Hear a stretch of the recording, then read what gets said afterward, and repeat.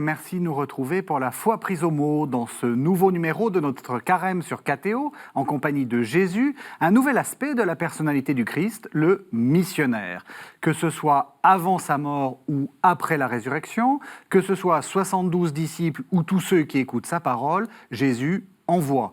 Dès son début, le christianisme s'affirme comme missionnaire. Il est inévitable, du coup, qu'on se pose la question, mais pourquoi sommes-nous envoyés? Et surtout, pour faire quoi?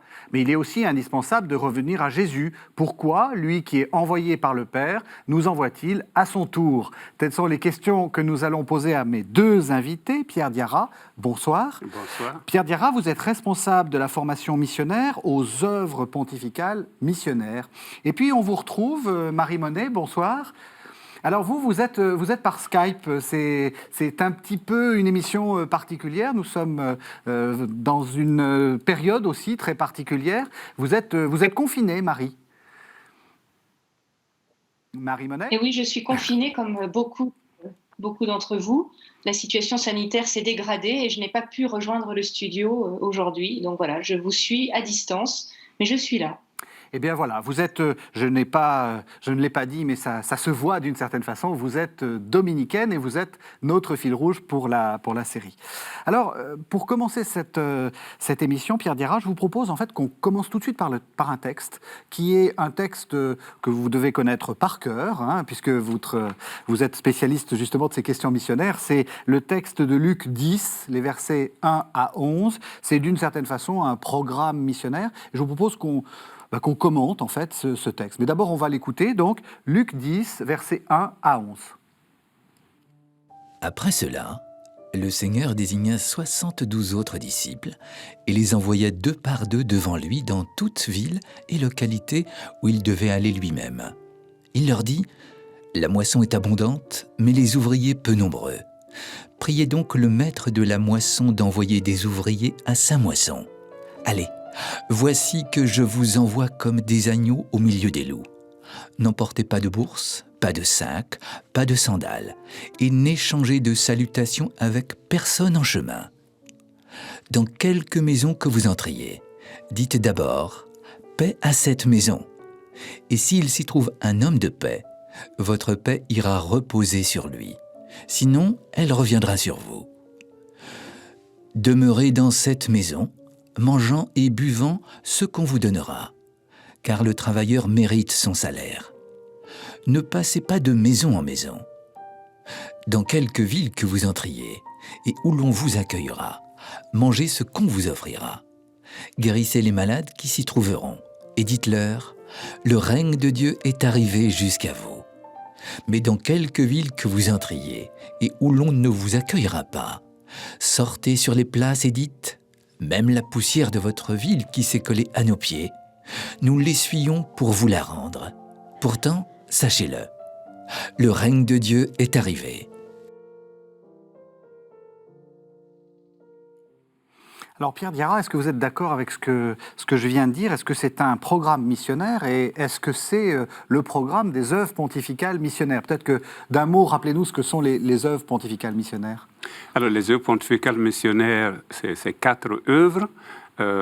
Les trois premiers fondateurs sont français, le 4e est italien, et donc c'est un organe donc, qui est constitué depuis la première œuvre à Lyon en 1822, et puis ensuite c'est devenu pontifical, les 3 premières au moins en 1922, et puis la 4e est arrivée plus tard en 1956, et en fait c'est l'organe qui est en lien donc avec la Congrégation pour l'évangélisation des peuples et qui est l'organe officiel de l'Église catholique pour soutenir l'œuvre missionnaire dans le monde, éveiller à la mission, soutenir donc ceux qui se forment pour être missionnaires, soit dans les grands séminaires, soit dans les maisons de formation, mais aussi éveiller la conscience missionnaire dans toute l'Église.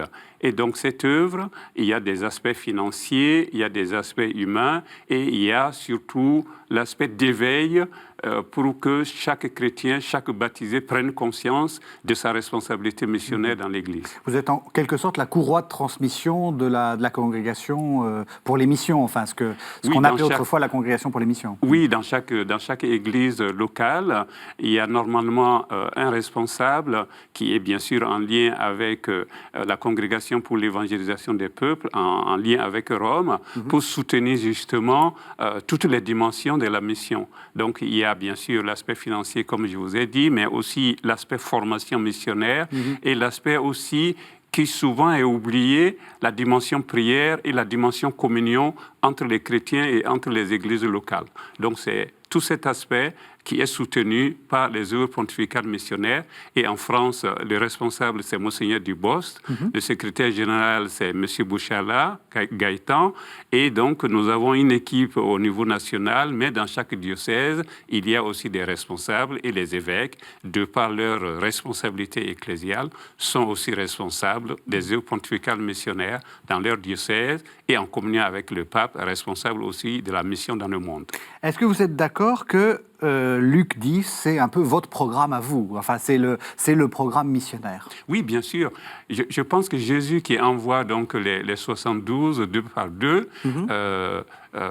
renvoie justement l'Église, quand on lit ce texte, l'Église a sa mission première. Oui. L'Église, par nature, est missionnaire, comme nous l'a rappelé le Concile Vatican II, notamment dans deux grands textes du Concile, Lumen Gentium, et puis bien sûr Ad Gentes, l'activité missionnaire de l'Église. Et donc là, finalement, le baptisé, parce qu'il est relié à Jésus, est envoyé, et parce qu'il fait partie donc de l'Église, en même temps que l'Église a envoyé, il doit se sentir envoyé. Et on pourrait faire tout un développement justement sur cet envoi, qui nous est rappelé de façon extraordinaire, selon moi, dans les deux grands documents, donc le document sur l'Église Lumen Gentium et le document sur l'activité missionnaire de l'Église Ad Gentes, où on nous présente l'envoi à partir du Père, le Père qui envoie le Fils en communion avec le Père envoie l'Esprit,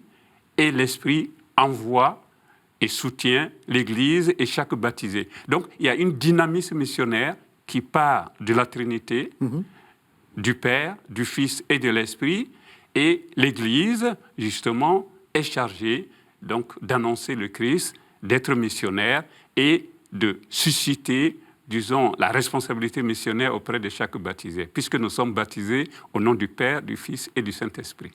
Marie Monet, vous êtes d'une congrégation en fait missionnaire, vous aussi. Enfin, ça fait partie aussi de votre charisme. Mais est-ce que vous êtes d'accord avec ce que vient de dire Pierre Diarra, c'est-à-dire cette idée que finalement, c'est pas parce que, c'est aussi parce que vous êtes dans une congrégation missionnaire, mais c'est surtout parce que vous êtes baptisé que vous êtes envoyé. C'est-à-dire que c'est une mission générale de tout baptiser d'une certaine façon. Oui, c'est exactement ça. C'est inhérent à la vocation du baptisé, puisque nous sommes baptisés dans l'amour de Dieu, Père, Fils et Esprit. Et donc, comme Pierre Diarra vient de le rappeler, ou de le dire tout simplement, c'est dans cet élan de cet amour trinitaire qu'on s'inscrit quand, à son tour, on cherche à diffuser l'amour. C'est l'amour qui se diffuse. La mission, c'est pas autre chose que la générosité d'un amour qui se répand, d'une joie qui se communique, d'une vie qui se partage, d'une lumière qui se donne à tous. Voilà. Et donc c'est très intéressant de toujours revenir à la vocation du baptisé comme vocation missionnaire. Alors, on va essayer d'analyser ce texte. Moi, il y a quelque chose qui me frappe beaucoup dans ce texte au début, c'est il les envoya deux par deux devant lui dans toute ville et localité où il devait aller lui-même. Il y a deux choses très importantes. Il ne faut pas être seul pour faire de la mission, il faut être deux par deux. Et en fait, il y a cette sorte de réciprocité dans toutes les villes où il devait aller lui-même. C'est-à-dire que d'une certaine façon, le Christ nous suit. Nous ne sommes que des éclaireurs du Christ. Oui, on pourrait même dire on n'est pas envoyé seul, on est envoyé avec d'autres. Oui. On est envoyé en Église et le fait qu'on soit deux, je crois qu'il y a la dimension de soutien et de réconfort au cas où il y aurait des difficultés. On peut partager les difficultés, on peut aussi se soutenir. Et puis le fait que le Christ est là, qui nous envoie, qui va venir, fait penser à la dimension trinitaire, ou on pourrait même dire la dimension de l'esprit dans l'envoi. L'esprit nous précède le missionnaire en mission, et nous sommes soutenus donc par le Père, puisque, comme Marie l'a rappelé, cet envoi, c'est dans l'amour. Le Père envoie le Fils dans l'amour. L'Esprit est envoyé dans l'amour trinitaire, et chaque baptisé, et s'ils sont deux encore, manifeste justement cette communion qui doit exister entre tous ceux qui sont envoyés. Et donc, c'est formidable de voir qu'il y a deux qui sont envoyés deux à deux, et que le Christ va passer aussi. Comme si la mission ne pouvait pas se faire sans le Christ. C'est le Christ qui envoie. Et donc, cette dimension de la source de l'envoi est très importante. La source de la mission, c'est le Fils, dans ce cas présent, dans ce texte. Mais au-delà du Fils, on peut dire que c'est la Trinité. La Trinité elle-même qui est missionnaire. Et cela a été rappelé au Concile Vatican II, poussé un peu par les protestants qui avaient aussi mené la réflexion là-dessus, la missio Dei. Dieu lui-même est missionnaire. Et donc les deux qui sont envoyés, eh bien, ils savent c'est le Christ qui les envoie, que le Christ va les suivre, et la mission va se poursuivre, même quand eux deux ne seront plus là, parce que le Christ est présent et sa mission se poursuit en Église. Ça, c'est très important, ce que vous venez de dire, parce que on a l'impression que quand on est missionnaire, on crée tout, on fait des choses, on convertit des gens, ou pas d'ailleurs, enfin, mais qu'on est seul responsable, et que le jour où on n'est plus là, tout s'arrête. Mais non, le Christ est juste derrière nous. C'est ça. Le Christ, il est derrière nous, l'Église est derrière nous, ou l'Église nous soutient, nous travaillons en Église, et en même temps, parfois on l'oublie aussi, l'Esprit nous précède en mission. Et on le voit bien dans les Actes des Apôtres, où finalement, l'Esprit prépare les cœurs à accueillir le missionnaire, à accueillir l'Évangile, et en fait, il y a une sorte de communion qui se crée, un terrain favorable, où finalement l'amour de Dieu le Père est présent, le Fils soutient les missionnaires, et l'Esprit est au travail, puisque c'est l'Esprit qui anime l'Église, et l'Église, dans sa source, est missionnaire. Donc, je pense qu'il y a cet aspect qui me semble très intéressant dans les deux personnes qui sont envoyées et qui savent que le Christ va poursuivre avec eux la mission. Je pense que même on peut dire qu'il les précède dans l'Esprit Saint, dans la mesure où le Père, le Fils et l'Esprit sont en communion. Eh bien, ils sont en fait associés fortement à la mission de Dieu, Père, Fils et Esprit. C'est ce que vous vivez, Marie Monet? Vous avez l'impression qu'il y a... Parce que c'est vrai que souvent, on a l'impression d'être seul quand on est comme ça en mission, et qu'on est responsable de tout, ou fautif de tout. Marie? Alors, excusez, parce que j'entends pas toujours parfaitement, mais je crois avoir compris votre question. Oui, il y a un sentiment de solitude qui peut se renforcer aussi du fait d'un certain échec de la mission. On peut avoir énormément d'élan au départ, et puis être confronté à l'indifférence, voire au refus du message qu'on annonce. Et donc, ce sentiment de solitude peut être très fort. Et c'est à ce moment-là qu'il faut se rappeler que c'est justement pas son œuvre à soi, mais celle d'un autre qui nous envoie.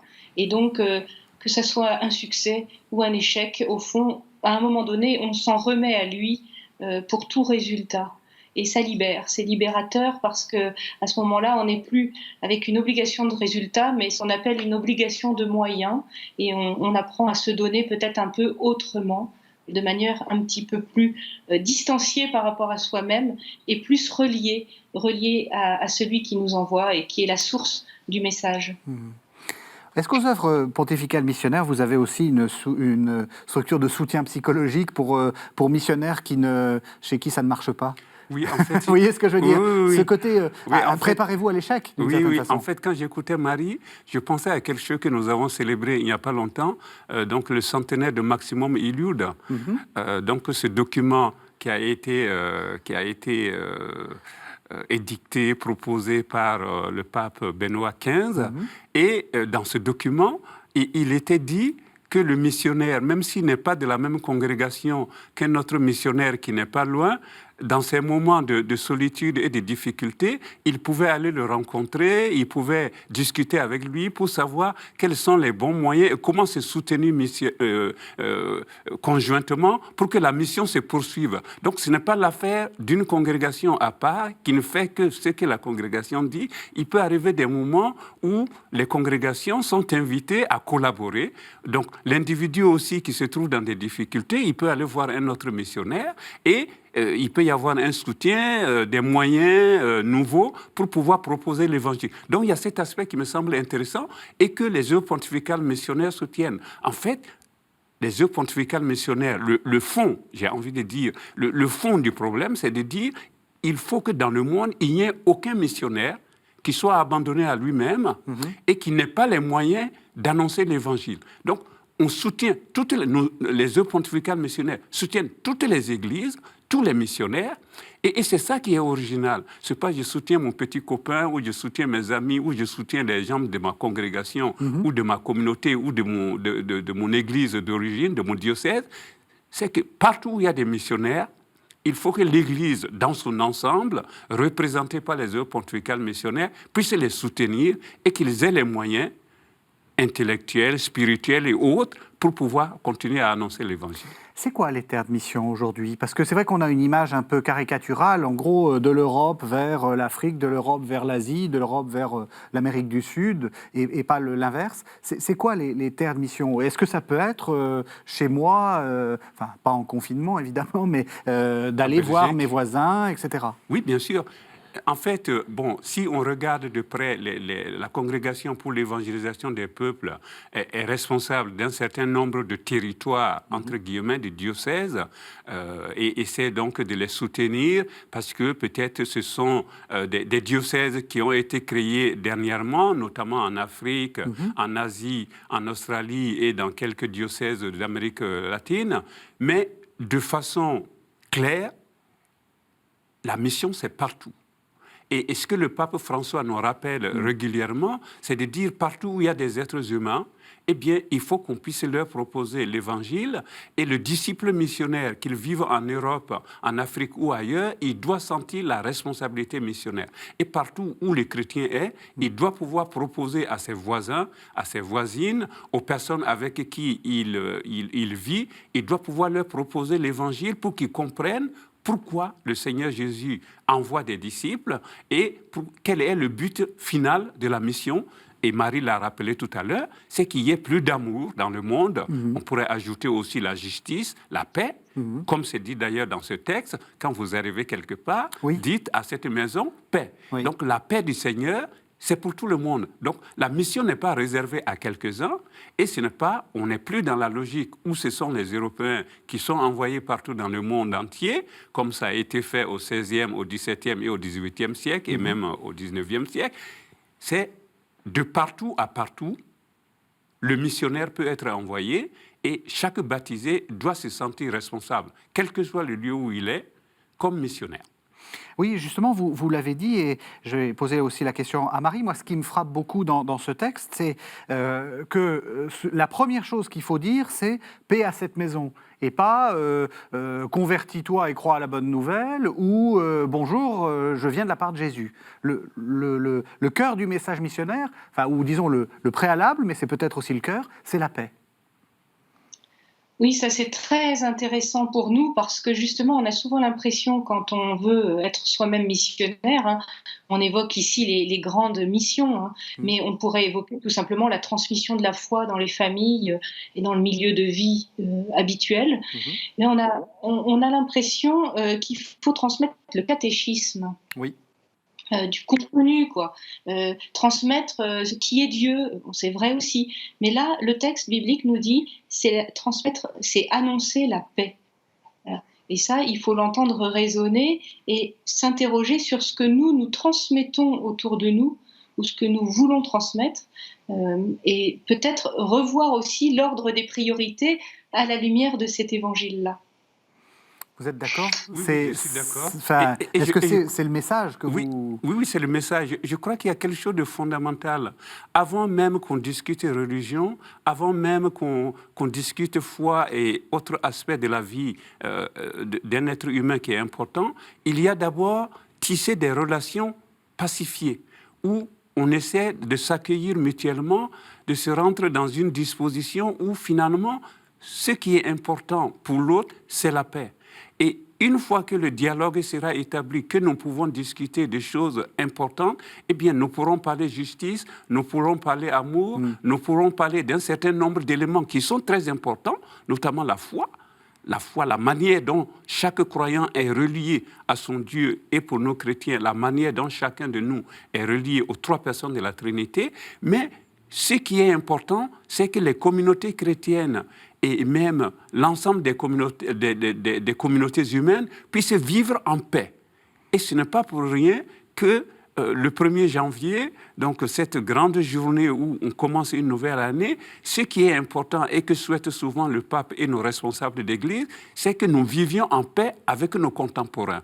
Et si nous vivons en paix, il y a beaucoup de choses que nous pouvons partager, nous pouvons grandir ensemble, nous pouvons travailler ensemble, nous pouvons dialoguer et nous pouvons justement parler de cette paix de Dieu. Mais justement, je voudrais qu'on entende le deuxième texte, parce que le deuxième texte, l'évangile de Jean, c'est au chapitre 20, on est après la résurrection. On va retrouver le même préalable, c'est-à-dire que Jésus, avant même de dire quoi que ce soit, va déclarer la paix. On écoute donc Jean 20, 19 à 23. Le soir de ce même jour qui était le premier de la semaine, alors que, par crainte des autorités juives, les portes de la maison où se trouvaient les disciples étaient verrouillées, Jésus vint. Il se tint au milieu d'eux et il leur dit « La paix soit avec vous ». Tout en parlant, il leur montra ses mains et son côté. En voyant le Seigneur, les disciples furent tout à la joie. Alors, à nouveau, Jésus leur dit « La paix soit avec vous. Comme le Père m'a envoyé, à mon tour, je vous envoie. » Ayant ainsi parlé, il souffla sur eux et leur dit « Recevez l'Esprit Saint. Ceux à qui vous remettrez les péchés, ils leur seront remis. Ceux à qui vous les retiendrez, ils leur seront retenus. » Voilà, donc lire ce texte, ça nous permet certes d'entendre ce que j'ai dit, la paix soit sur vous, mais aussi cette idée, vous remettrez les péchés. Le but de la mission, c'est pas tant un contenu qu'un acte qui finalement restaure une relation avec Dieu. C'est assez beau, on a l'impression, comme disait Marie, que le but c'est justement d'imposer un catéchisme, signe là, est-ce que tu es d'accord pour te faire baptiser? Non, pas du tout. Il faut d'abord remettre les péchés. Il y a aussi quand même la responsabilité de l'Église par rapport à tout ce qu'elle reçoit de la Trinité. Oui. Et on pourrait dire de façon simple tous les sacrements, oui. La manière dont on va transmettre l'amour de Dieu à travers des signes sensibles, oui. Des signes efficaces, comme la signification même du sacrement, et qui fait que finalement les actes importants que l'Église va poser sous forme de rites, de rituels, vont être des signes forts oui. Pour manifester l'amour de Dieu.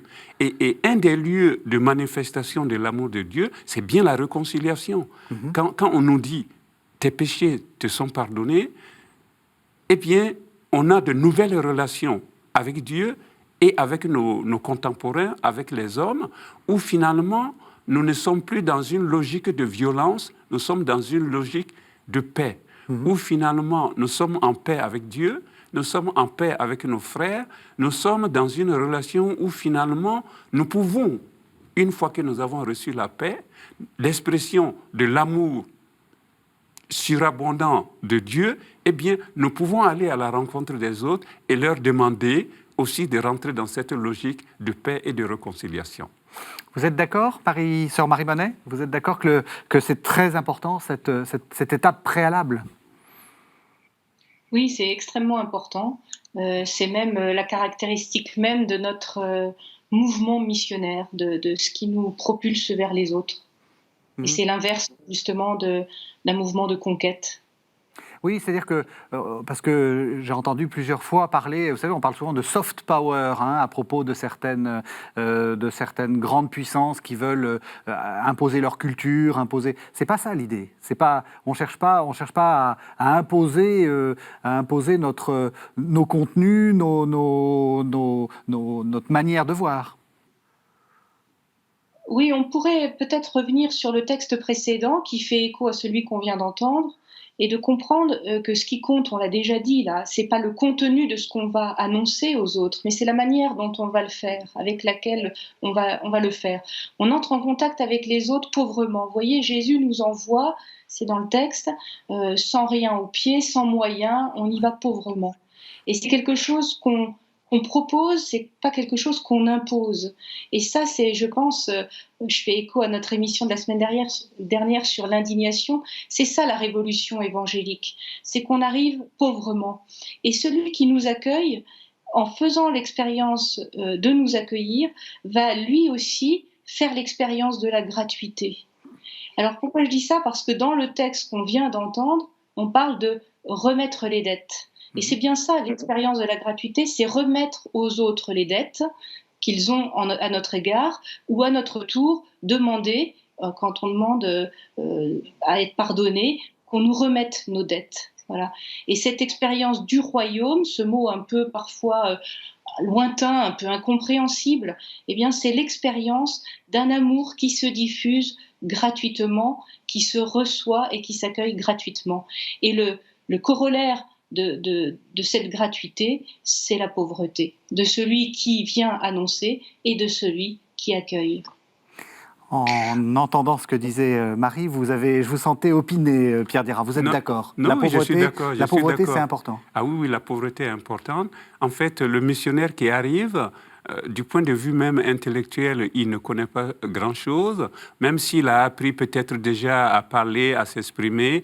Il arrive dans un lieu où finalement il a beaucoup de choses à apprendre, et donc on rentre dans une logique de dialogue où le missionnaire, comme d'ailleurs ceux qui vont l'accueillir, ont quelque chose à donner et à recevoir. Et donc, il est important pour le missionnaire qu'il se rende compte qu'il arrive pauvrement, même s'il a le trésor de l'Évangile, qui n'est pas rien. Il a Jésus, il a la Trinité qu'il va proposer, mais il est dans une logique où il ne vient pas conquérir, il ne vient pas en conquérant, il ne vient pas en terrain conquis, mais il vient lui aussi recevoir quelque chose que Dieu a déjà déposé auprès de ses interlocuteurs, avec qui il va rentrer dans un dialogue qui est très important. Donc, cette dimension-là, je crois, c'est très important. Et ce à quoi je pensais aussi dans cette gratuité dont a parlé Marie, c'est aussi tout ce qu'on pourra apporter humblement à ces populations qui attendent peut-être pas forcément l'Évangile, mais qui attendent quelque chose. Et ça m'a fait penser au chapitre 4 de Saint Luc, où Jésus reprend un texte de l'Ancien Testament pour dire finalement, il est venu aider à rentrer dans une logique de libération. Il est venu ouvrir les yeux, il est venu ouvrir les oreilles, il est venu proposer une année de paix, une année de libération, où finalement, on va rentrer dans ce que fondamentalement les hommes attendent. C'est de voir un peu mieux la réalité, ce que nous attendons, d'entendre mieux des paroles de paix, entendre mieux ce que les autres peuvent dire et aussi rentrer dans une logique de libération où finalement, on n'est pas tout seul dans le monde et c'est ensemble que nous pouvons transformer le monde avec l'aide de Dieu, avec l'aide de l'Esprit Saint, pour que justement nous vivons mieux et que nous prenions conscience de cette relation amoureuse. Et l'amour, s'il y a bien quelque chose de gratuit, c'est bien l'amour. Cette relation que nous avons, que nous devons tisser avec notre Dieu et avec nos frères et sœurs.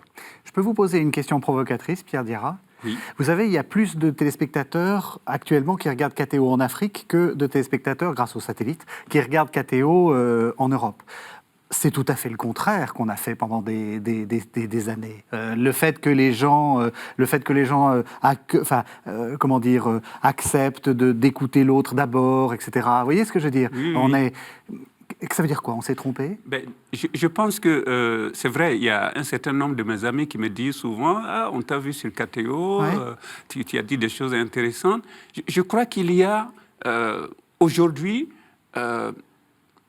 la logique missionnaire qui veut que finalement la parole de Dieu que nous recevons, l'expérience spirituelle que nous vivons, nous puissions la partager avec le plus grand nombre. Oui. Il y a des Africains qui vivent des expériences spirituelles, missionnaires fortes. Oui. Il est important qu'en Europe et ailleurs, on puisse le savoir. De même, en Europe, il y a des gens qui vivent des expériences fortes, qui ont une vie spirituelle intéressante, importante pour eux et pour nos églises. Il est important de partager ces réalités. Et du coup, la vocation de KTO, si je peux m'exprimer ainsi, c'est vraiment de rendre disponibles toutes ces richesses spirituelles pour que les uns et les autres s'enrichissent. Le commentaire que nous sommes en train de faire des textes, de l'envoi, de la mission à partir de Jésus, eh bien, c'est important qu'en Afrique, on le sache. C'est important aussi qu'en Europe, qu'on le sache et qu'on sache que la mission, il y a de nouvelles manières d'être missionnaire. Il y a l'aspect témoignage dont nous n'avons pas beaucoup parlé. On va en parler juste Il y a après. l'aspect proposer quelque chose aux autres, mais il y a aussi l'aspect recevoir quelque chose des autres. C'est ensemble que nous sommes missionnaires en Église et c'est ensemble que nous pouvons transformer notre monde en commençant par l'Église et c'est ensemble que nous pouvons nous inspirer de l'expérience des uns et des autres pour essayer de mieux vivre cette foi chrétienne que nous avons reçue de l'Église et que nous avons envie de proposer à d'autres. C'est l'occasion de saluer tous nos téléspectateurs africains. On est très heureux de le faire. Vous êtes d'accord, Marie? Il faut qu'on pense un peu global, quoi. Qu'on ne pense pas à partir de notre petite Afrique, de notre petite Europe ou de notre petite Amérique du Sud. Exactement, mais je crois qu'aujourd'hui, on est confronté à la globalité, à la globalisation en permanence. Il suffit de voir les prêtres. Moi, je suis du diocèse de Bruxelles, où 60% des prêtres qui sont en paroisse aujourd'hui viennent d'Afrique, d'Amérique du Sud un petit peu, et puis d'Asie aussi. Donc, on est tous maintenant au quotidien confrontés à cette globalisation. Et je trouve que la chance que nous avons comme Église, Église catholique, Église universelle, c'est justement d'avoir la conscience d'une humanité commune qui vient bien en amont des nationalités et des frontières. Vous avez dit il y a le témoignage qui est central. Oui. Ça, je crois que c'est, on l'a vu en fait, on le voit dans le texte de Luc sur lequel on peut revenir. Être missionnaire, on l'a dit, c'est pas tant du contenu que apporter l'amour et aussi apporter soi, en fait, apporter qui on est. Oui, le témoin, en fait, c'est celui qui a vu, celui qui a expérimenté, celui qui peut dire, finalement, ce dont il essaie de vivre, ce qu'il a expérimenté, la relation qu'il a essayé de tisser avec la Trinité, la relation qu'il a tissée avec le Seigneur Jésus, eh bien, comment est-ce que cela peut se voir? Et il y a quelque chose de fort dans le mot témoin, c'est le martyr. Ah. Est-ce que nous sommes prêts, y compris si nous devions donner notre vie, à dire que Jésus-Christ est mort et ressuscité et qu'il est le Sauveur et qu'il nous apprend comment aimer aujourd'hui, il nous apprend comment rentrer dans une logique de justice et de paix, comment rentrer dans une logique finalement d'amour entre les êtres humains et d'amour entre la créature ou les créatures avec le Créateur. Donc, quelque chose de fort et qui fait finalement que le témoignage renvoie à l'amour et renvoie au lien que nous pouvons tisser les uns avec les autres parce que nous pouvons témoigner de quelque chose. Et je pense que les chrétiens sont appelés à témoigner de ce Dieu Père, Fils et Esprit qui est amour. Le vrai nom de Dieu, c'est amour. Et le pape François, il y a quelques années, disait il faut ajouter la miséricorde. Dieu est miséricordieux.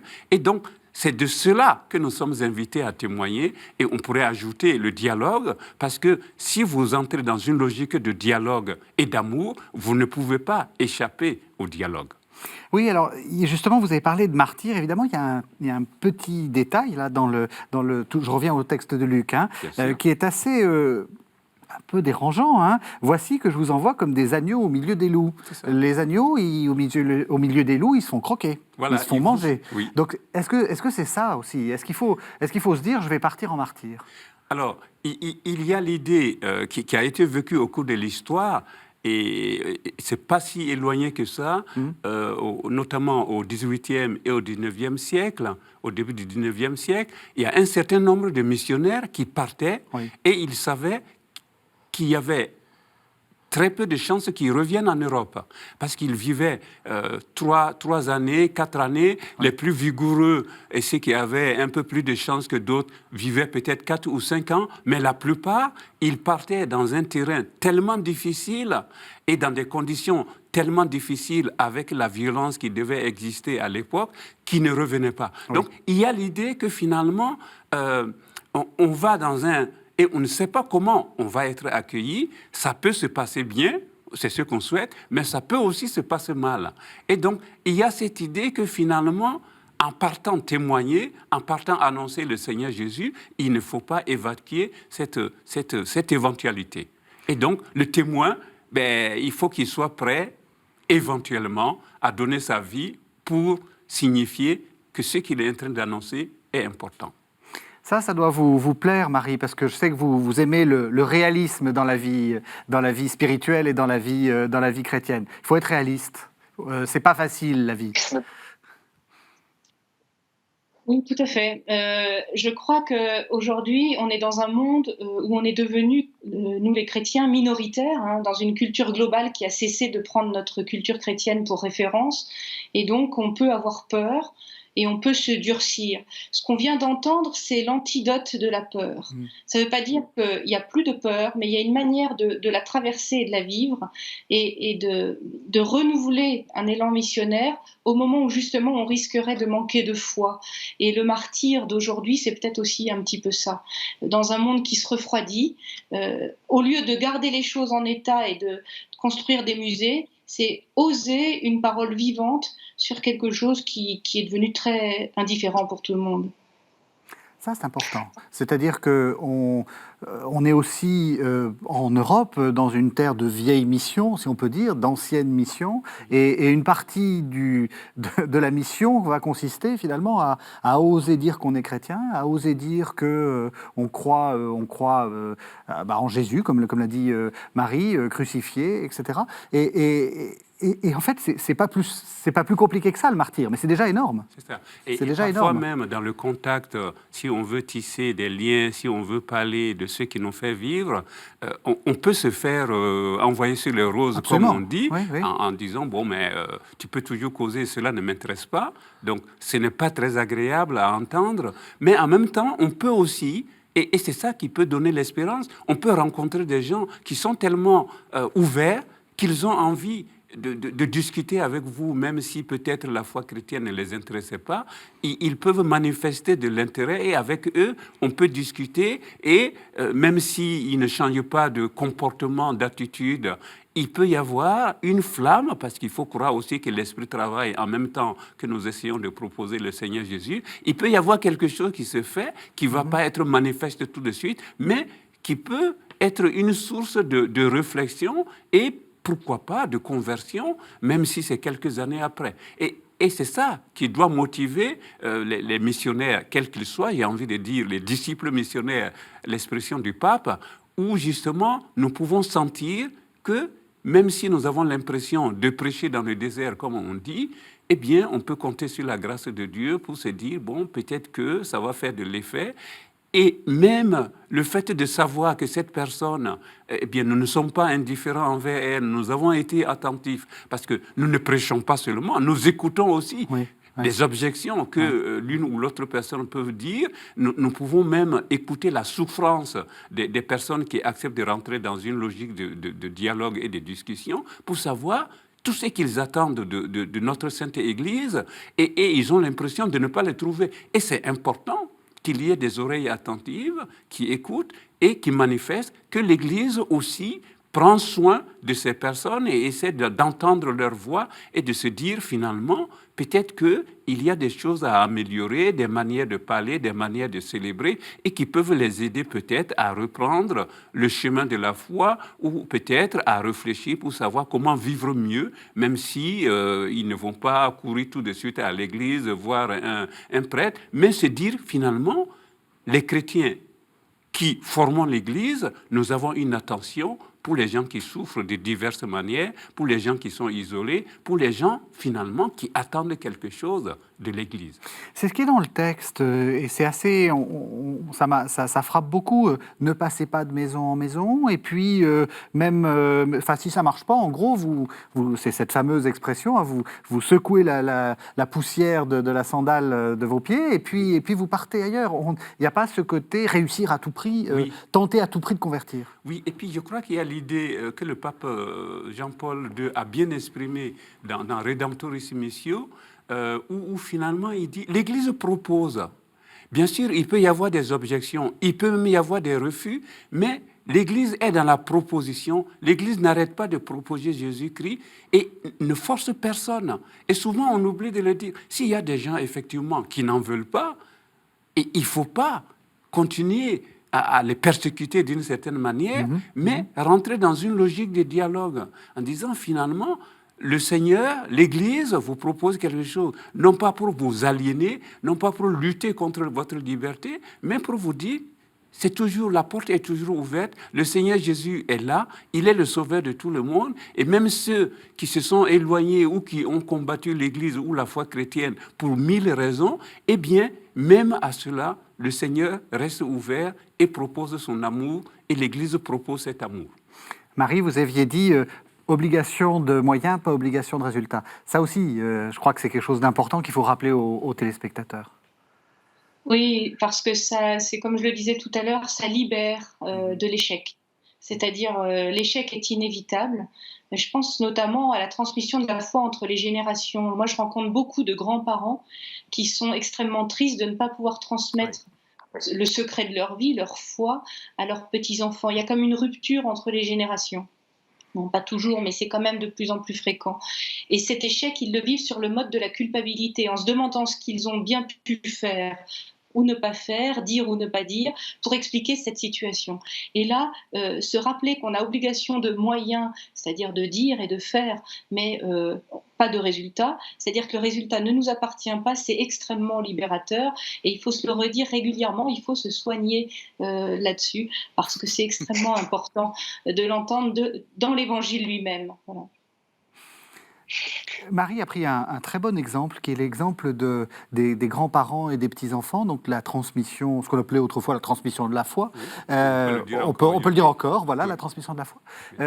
Être missionnaire, ça commence là. Parce que, voilà, on arrive bientôt à la fin de l'émission. Peut-être que les téléspectateurs se disent moi, je ne suis pas très missionnaire. Enfin, du moins, je n'ai pas quitté ma maison, je n'ai pas quitté mon pays pour aller annoncer Jésus-Christ.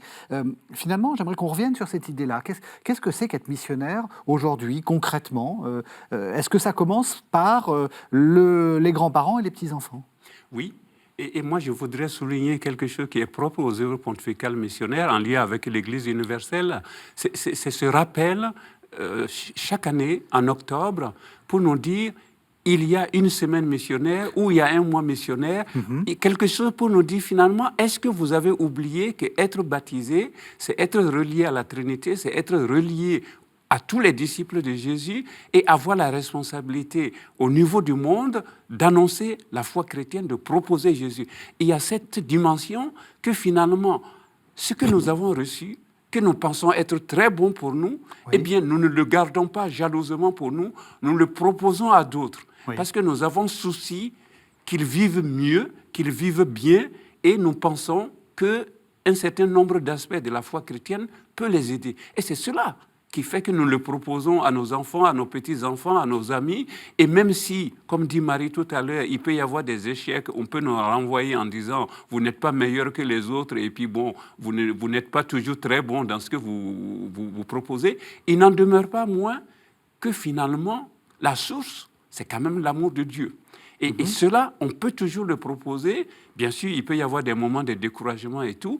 Et c'est là aussi où il faut chercher, bien sûr, les moyens de mieux proposer donc, l'Évangile et aussi de se dire, nous ne sommes pas seuls à proposer l'Évangile, nous ne sommes pas seuls à le vivre, nous sommes nombreux dans le monde et plus nous serons conscients de cette responsabilité missionnaire, plus nous essaierons de vivre en témoin et d'être vraiment les témoins de ce Dieu amour, eh bien, il y aura des gens qui vont prendre conscience que finalement, nous ne voulons pas leur mal, nous ne voulons pas aliéner leur liberté, mais ils peuvent avoir des éléments pour mieux vivre et mieux rentrer dans une logique d'écoute et aussi de partage. Alors, supposons justement que la transmission avec les petits-enfants, ça ne fonctionne pas très bien. Il y en a qui se disent, bon, qu'est-ce que je pourrais faire d'autre? Qu'est-ce que vous conseillez, vous, à des gens qui ont envie de vous dire, qui vous disent, j'ai envie de devenir missionnaire, qu'est-ce que je pourrais faire? Qu'est-ce qu'on peut faire?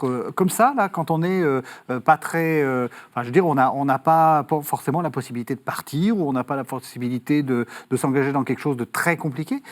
C'est quoi être missionnaire? Mais il peut y avoir, par exemple, l'éveil à la foi dans différentes paroisses en France, en Belgique et ailleurs, où finalement, si vous pensez que vous pouvez avoir une formation missionnaire pour essayer de proposer quelque chose aux jeunes, aux enfants, ce qu'on appelle l'éveil missionnaire, cela peut être intéressant.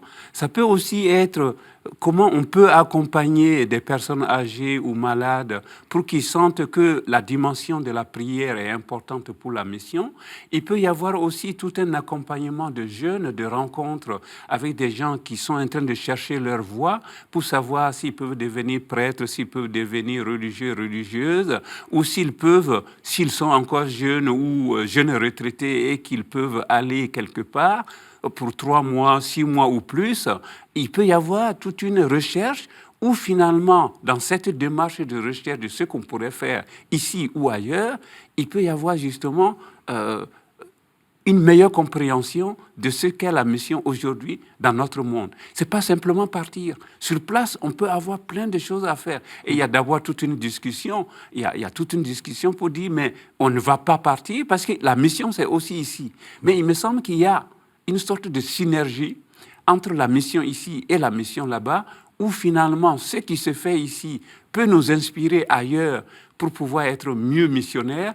Et ce qui se fait là-bas, notamment quand il y a des fidei donum ou des laïcs ou d'autres qui vont ailleurs vivre pendant quelque temps une certaine forme de mission, par exemple avec la DCC ou avec Fidesco ou d'autres organes d'envoi, eh bien quand ils reviennent, ils ont une autre manière de voir comment vit l'Église, comment l'Église vit sa mission ailleurs.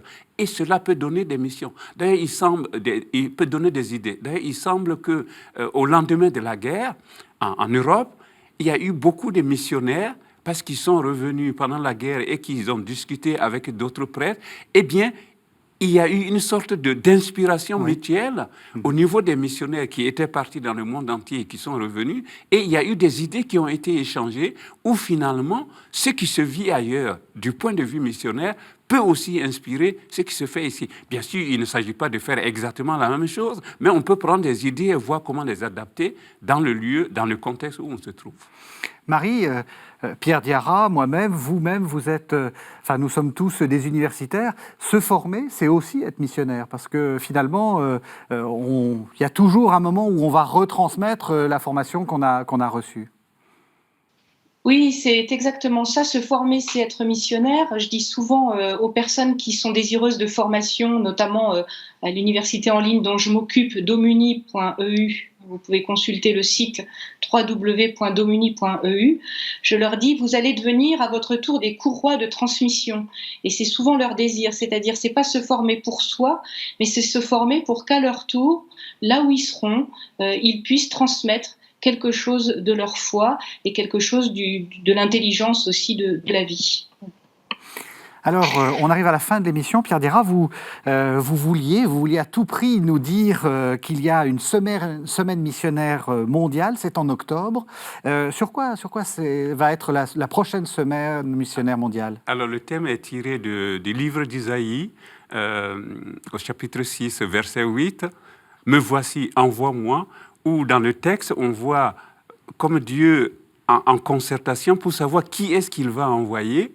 Et après avoir purifié les lèvres d'Isaïe, eh bien, il répond généreusement, « Me voici, envoie-moi ». Et donc, ça pose la question, qui est-ce qu'on va envoyer, dans quelles conditions, et pourquoi faire, et qui est vraiment le thème que nous venons de traiter, et qui fait que dans la réflexion que nous sommes en train de mener aux œuvres pontificales missionnaires, nous essayons de voir un peu comment proposer ce thème à l'Église de France et comment le réfléchir pour que nous sentions qu'il y a la dimension de celui qui envoie, il y a la dimension de celui qui se prépare à recevoir cette mission, avec des hésitations. Jonas, par exemple, qui lui n'a pas du tout envie parce que peut-être on l'envoie chez les païens.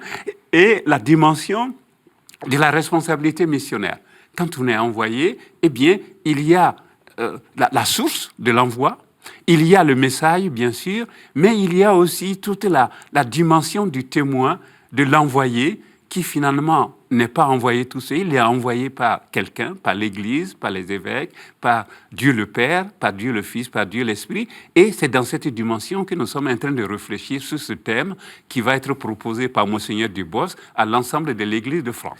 Semaine missionnaire mondiale, le rendez-vous est pris, c'est en octobre. De Monseigneur Dubost, vous nous conseillez, Pierre Diarra, la mission aujourd'hui, c'est aux éditions MAM, et puis toujours aux éditions MAM, vous avez écrit un évangélisé aujourd'hui. C'est l'occasion de retrouver tout ce que vous nous avez dit aujourd'hui. Merci beaucoup Pierre Diarra, merci beaucoup Sœur Marie Monet. C'est des conditions un peu difficiles, hein. On a essayé de faire comme nous pouvons dans cette situation très difficile auquel je crois qu'on peut dire à nos téléspectateurs qu'on pense beaucoup à eux, hein, que c'est un moment vraiment difficile et KTO essaie d'être à vos côtés. Vous savez que vous pouvez retrouver cette émission sur le site internet de la chaîne www.ktotv.com et on essaie de se retrouver la semaine prochaine.